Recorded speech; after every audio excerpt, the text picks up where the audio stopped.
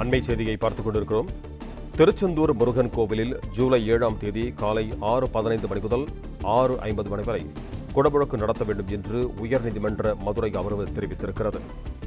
உயர்நீதிமன்ற உத்தரவின் அடிப்படையில் அமைக்கப்பட்ட நிபுணர் குழு பரிந்துரைத்த நேரத்தில்தான் குடமுழக்கு நடத்தப்பட வேண்டும் என்றும் நீதிபதிகள் தெரிவித்திருக்கிறார்கள்.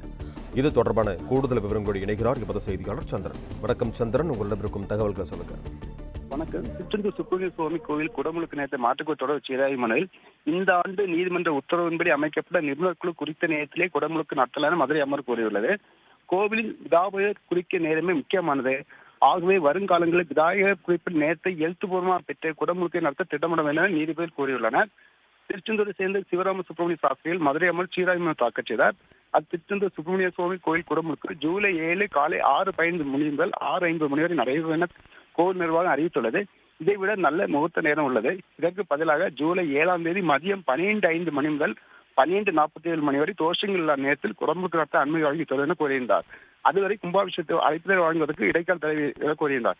இந்த வழக்கை விசாரித்த நீதிபதிகள் ஸ்ரீமதி விஜயகுமார் அமர்வு இந்த ஆண்டு நீதிமன்ற உத்தரவின்படி அமைக்கப்பட்ட நிபுணர் குழு குறித்த நேரத்திலே குடமுழுக்கு நடத்தலாம். கோவிலின் விதாயகர் குறிக்கும் நேரமே முக்கியமானது. ஆகவே வருங்காலங்களில் விதாயகர் குறிப்பிட்ட நேரத்தை எழுத்துப்பூர்வமாக பெற்று குடமுழுக்கை நடத்த திட்டமிட வேண்டும் என அறிவுறுத்தி வழக்கை முடித்து வைத்து உத்தரவிட்டுள்ளனர். பிளே ஸ்டோர் மற்றும் ஆப் ஸ்டோரில் இருந்து பாலிமர் செயலியை QR கோடு மூலம் பதிவிறக்கம் செய்யுங்கள். செய்திகளை உடனுக்குடன் பெறுங்கள்.